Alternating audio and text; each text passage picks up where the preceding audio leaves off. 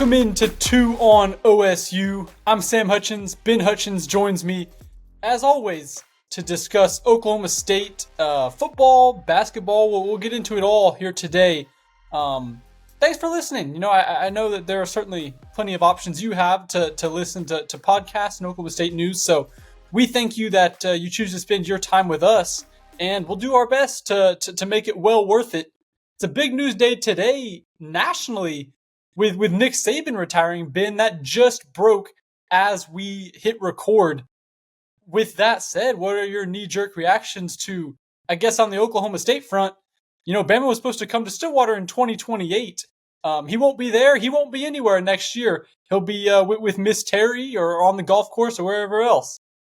Yeah, cancel your 2028 plans, Cowboys. I hope you aren't that good with your calendar because if you're hoping to see Nick Saban in Boone Pickens Stadium, not going to happen unless, who knows? I'm never going to say never, but certainly I think a little sad to see such a large piece of at least college football in my time as a college football fan.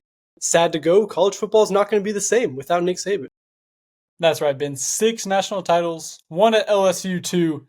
That's a ton. I remember Nick Saban, his recruiting pitch was always, hey, if you come here as a freshman and stay to a senior, there are very heavy odds you'll win a national championship. Alabama does it once, at least every 4 years. So a lot of kids got a lot of rings in that tenure. Ben, do you think Mike Gundy gets a call, or is what's it there? Is this the end of it as far as the Oklahoma State news is concerned? Well, Tennessee, Alabama, I mean, I don't know. I have not seen in the 5 minutes since this news broke any speculation about Mike Gundy getting a call to go to Alabama, but wouldn't that be something? Gundy has a pretty decent deal as it is. He gets like $5 million or so with the $125,000 raise every year, so he's probably content. But yeah, it'll be interesting to see who fills that job and what happens there. With bigger shoes to fill eventually. Mike Gundy's shoes at OSU relative to Stillwater, or Nick Saban's at Alabama. I mean, would you want to, who would you rather follow if you're a upcoming college football coach? Yeah, well, the word relative kind of throws me off a little bit because that's tougher, but it's hard to say anyone but Nick Saban. It's true, the Gundy family, with how much he's done here, it'll be big shoes to fill, but it's even with, you know, town to town, what Saban's done, that'll be tough. I imagine you go Dabo Swinney or Dan Lanning maybe at Oregon, but that will be tough to fill, no doubt. Hey, we'll get to our sponsors. Talk about things that are tough to fill. Ben, if you're trying to move and if you're looking for volunteers to help you move, it's tough to get volunteers to help you move your kitchen table sometimes or your dining room table. That's where the Two Fellas come in. Two Fellas Movers. They're a big supporter of the show. In turn, we like to support them and what they do for you. So if you are moving, or if your friends if your friend's trying to get you to help them move, say, hey, call up the Two Fellas. They'll help you out there. We want to thank the National Cowboy and Western Heritage Museum. Beautiful building inside and out. Like driving by it, like going into it myself. You can learn a lot there, and it's a fun museum to be at. So hit them up. MidFirst Bank. Thanks to MidFirst Bank for supporting the show. And thanks for being a spot that allows you to just get your finances in order. It's important whether you're been in my age, just trying to figure all this out for the first time, or you're later in life and just want to get a handle on things. Go to MidFirst Bank for your banking needs. And FireLakeJobs.com. That's the spot to go if you're looking to change careers. It can be maybe you're looking to change careers completely, just do a lateral step somewhere else.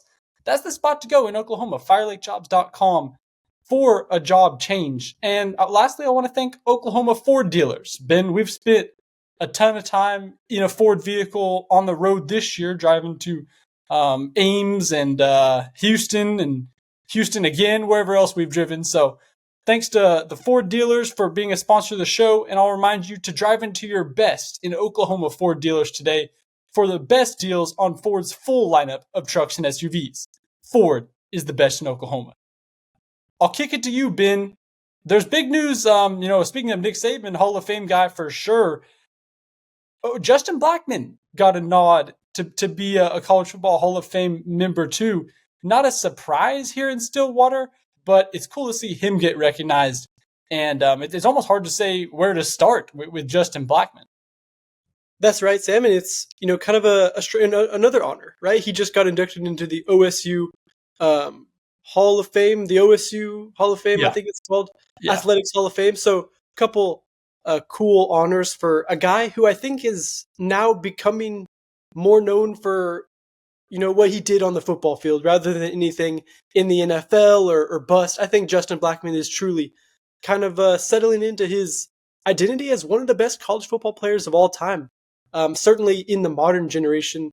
We heard Brandon Weeden talk about how much he thinks of Justin Blackmon and what kind of experiences they had at OSU. You remember that conversation with Weeden in Gallagher? Yeah, it was funny. It was at the Hall of Fame OSU deal where we asked him, we were with a couple other reporters, and I remember I asked Brandon Weeden, what's the most athletic thing you've ever seen Justin Blackmon do? And not necessarily just, forcing you to go within the bounds of a football field. And Brandon Weeden said, well, it was probably when his freshman year, Weeden said, I wasn't following with recruiting too much. I didn't know what was going on in terms of who was going to replace Dez, but we were playing basketball, a bunch of football players and a couple baseball players. Weeden said, Blackmon, from his 2 foot, he took a 2 foot jump, just standing, and he windmill dunked it, flushed a ball down in the Colvin, and the Weeden turned to someone else and they said, yeah, that's the guy we have tabbed to replace Dez. And Weeden said, well, I hope so, because I imagine there's more where that came from. So there was a very fruitful connection, and to win 2 Biletnikovs is crazy. Not many guys do it. I think it's just Crabtree, right? Been the only other 2-time Biletnikov winner? Yeah, that sounds right. So with what Blackmon did, certainly worthy of a little introduction here on the podcast. Ben, let's talk next year. Let's give the required disclaimer. You read the episode title, way too early 2024 predictions. They're so much fun to do.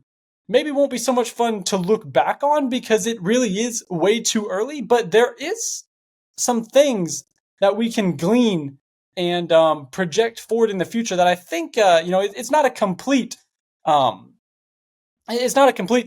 misuse of time here, because it is possible to look forward to next year and be able to anticipate some of these things.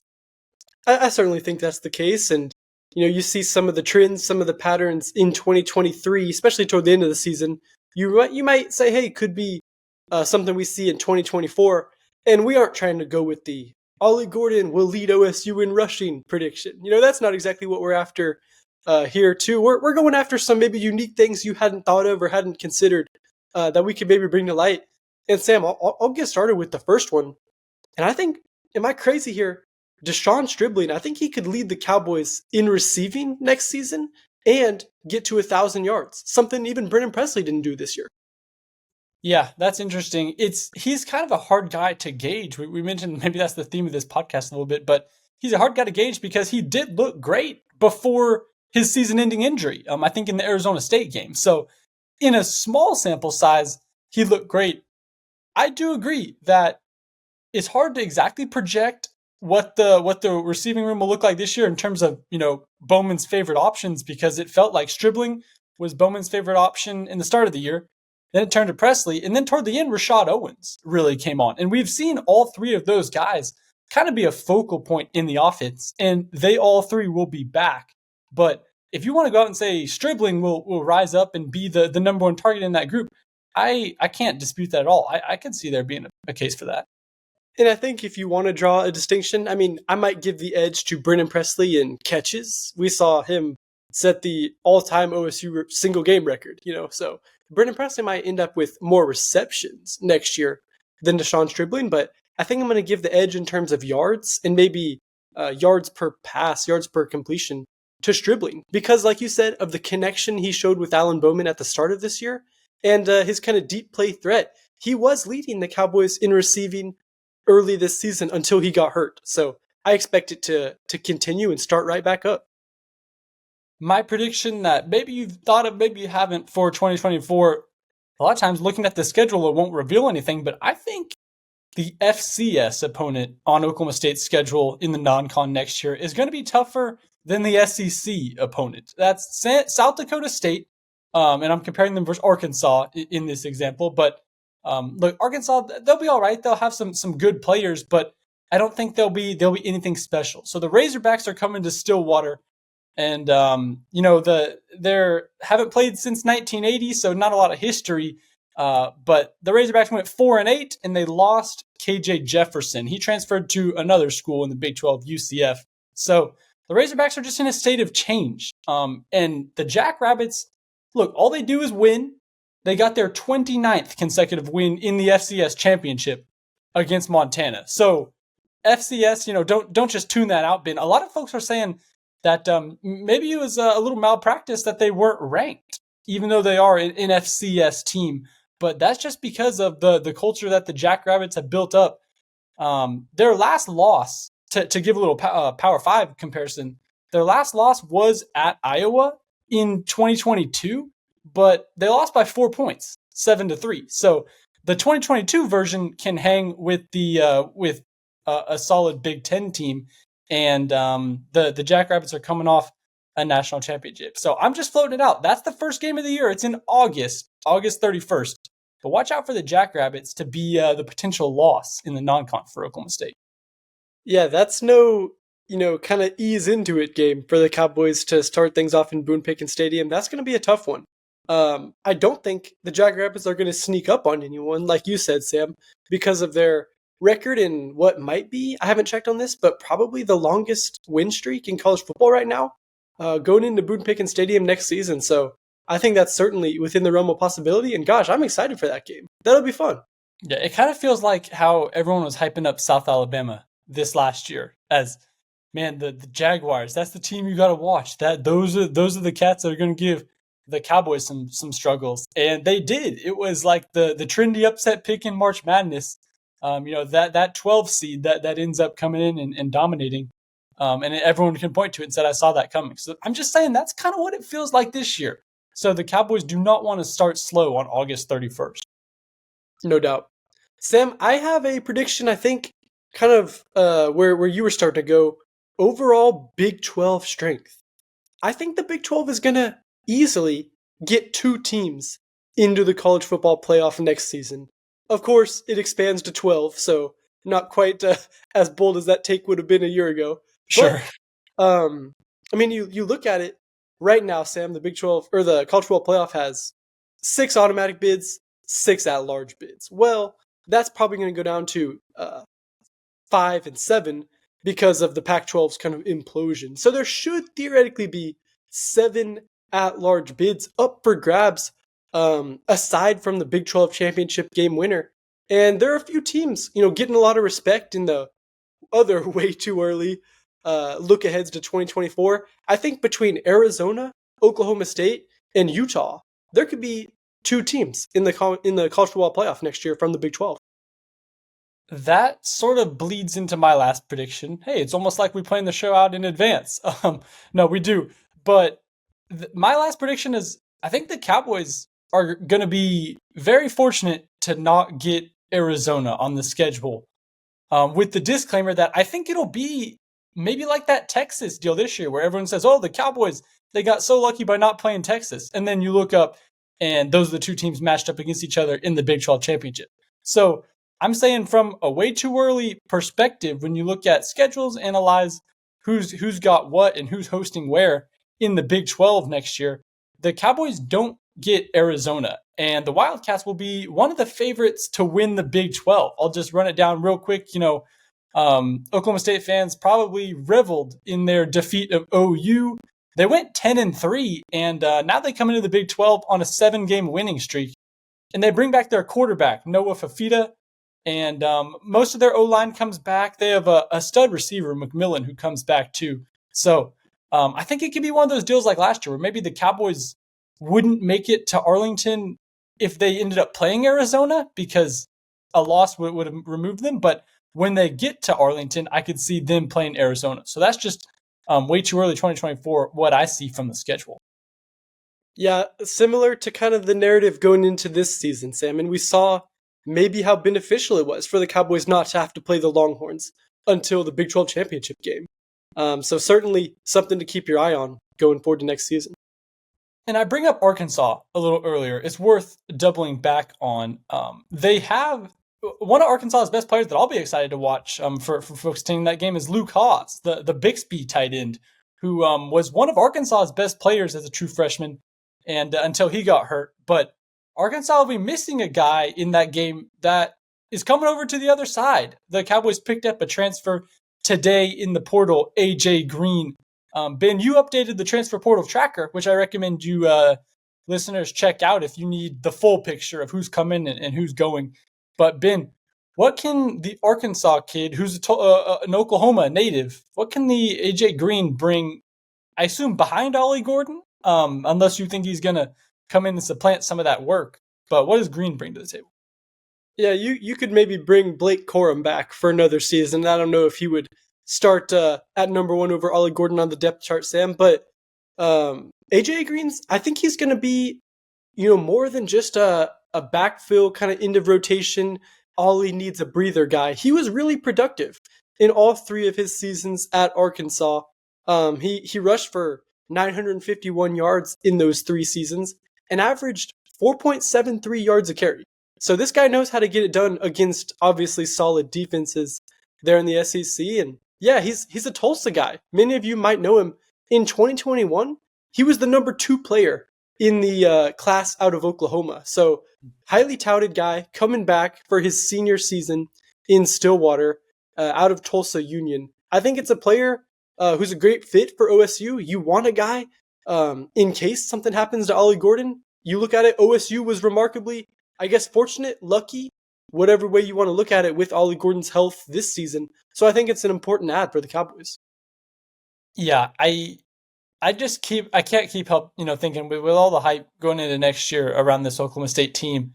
A lot of it does boil down to and circle back to the health of Ollie Gordon and the nature of, can this guy keep it up if the Cowboys decide to give him 25 carries a game? I don't know if he will get 25 carries a game like we saw him once OSU turned over the reins on offense to him, but I imagine Gordon will be the guy from the jump, so at least in the non-conference he'll be fed a little more. So I agree that adding a running back or maybe even 2 running backs to go along with Sessi as your running back room was a high priority for Oklahoma State. So it seems like they did a good job, a quality pickup there. Yeah, and it seems like just from a build standpoint, AJ Green has much more of that Jaden Nixon kind of build, which is what the Cowboys lost. Of course, Jaden Nixon is currently in the transfer portal. So if you're looking for, what kind of role he might play, I would assume maybe more of that Nixon role, let Sessi be a little bit more of the kind of power guy. Yeah. While we're here, Sam, I think it's worth running down the 5 portal additions OSU's gotten so far. And those are, starting on December 16th, Kobe Hilton, a safety from UTEP, Isaiah Glass, an offensive lineman from Arizona State. Cowboys also picked up a tight end from Ohio, a senior, Tyler Foster. Obi Ezigbo, a defensive end from Gannon University, obviously the Brian Nardo connection there.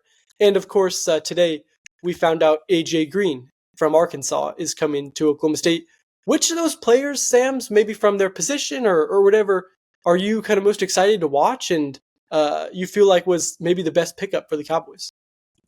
Well, I think the best pickup is Tyler Foster, the Ohio tight end. I remember I've talked with Josh Ford, the incoming Stillwater tight end, and Ford told me, yeah, the Cowboys are, they said they'll probably try to bring in a vet. And you think about what they lost this year with Braden Cassidy and Josiah Johnson. Both those guys lost their eligibility. So I think Josh Ford, a Stillwater Pioneers guy, he can be a big part of this offense, especially in the blocking game. He's got the frame of a guy who can come in and contribute and be a physical blocker, even as a true freshman. But I was still anticipating the Cowboys to pick up a vet tight end, and they got that in Foster. He's not a guy that will wow you with his stats either. In 2022, he played in 13 games for Ohio and didn't I think he had 185 yards on 13 catches. So that's like a catch a game, but what OSU will want from him is to be just a physical Josiah Johnson, Braden Cassidy type guy. So they got that in the portal. That was the need that I had identified for him. And I think it is so important. You brought up, Josh Ford. Even as I wrote about, he was the guy eating 12 eggs a day growing up. I mean, there's a difference between an 18, 19-year-old blocker and a 22, 23-year-old blocker. The Cowboys get that veteran tight end in Foster, which I think is so important just from a physicality, body frame standpoint. And you said 12 eggs a day. It was like 12 eggs a meal, right? It wasn't even spread over the whole day, wasn't it? Yeah, it was 12 eggs a meal, 12 eggs in an omelet. What's your record? Maybe 4, 5? I was actually thinking about that. I think it was 5. Okay. But that I mean, shoot, that's I know Josh wasn't necessarily, just going straight scramble. I think he had toast and stuff too. He had a full breakfast with 12 eggs. So it shows he's like 6'8" and had the body of a D1 football player, but that's quite the sacrifice. Would you rather 12 scrambled eggs or what Rocky did?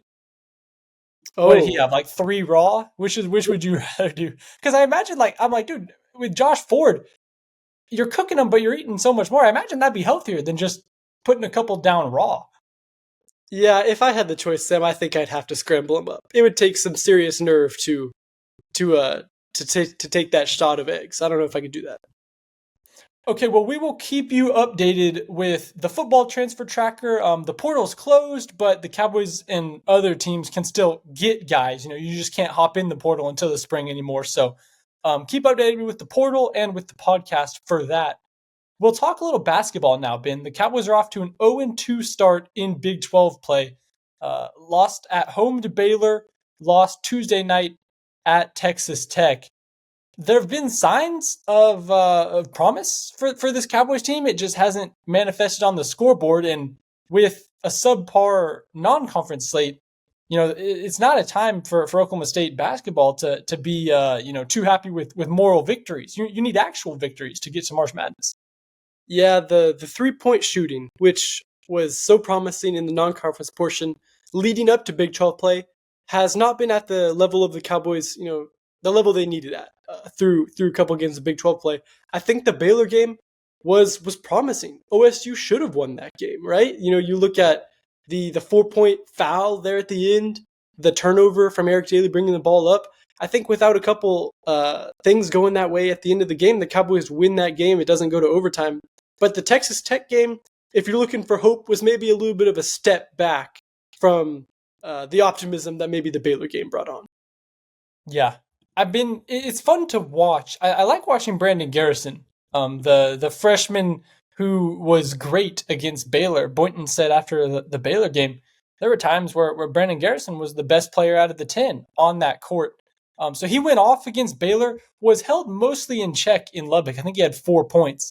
And he just wasn't a huge focal point. It's not like he was jacking up a ton of shots and still only got 4 points, but he just kind of disappeared there. And that can happen a little bit for a Cowboy team that has just struggled offensively at large parts of this season and in past seasons. So we'll see what they do. It just, there's no relent in the Big 12 schedule. It only gets harder, and it's a tough time to be a team figuring things out. I wrote in my newsletter, Ben, there's a reason why Elrond didn't form the Fellowship of the Ring in Mordor. You want to get things figured out before you get in to the thick of it, and that's kind of what the Cowboys are struggling with right now. I think the thing I'm watching, Sam, is the Cowboys defense, right? You can't give up 90 points on the road and expect to win with the way the Cowboys are currently structured. I mean, not many teams in college basketball are, but with the way the Cowboys are, that's just not a winning recipe. So I think they're going to have to really tone back the points in the paint. 46 of them for the Red Raiders last night. That game ended with some of the most vicious slam dunks at the rim I've seen in a while. I mean, it got kind of out of hand underneath the rim. So that's an area I'm watching. If the Cowboys can get that kind of clamped down, it gives me a little bit more optimism about where this team can go. That's right. Well, thanks so much for watching, listening, subscribing. I think pretty much any button you press helps. and leaving a comment. We're always happy to aim to respond to those, and you can reach both of us at Twitter if you just search up our names. So thanks for taking in all of our Sellout Crowd content. I hope you're enjoying the app. As the last thing, we're encouraging people to download the app. You shouldn't need too much encouragement because it's kind of just a help. I like having it on my home screen and finding my stories that way. So everything is free here at Sellout Crowd, which is a cool part of this business, and we look forward to bringing you more free content all year long. Thanks for listening.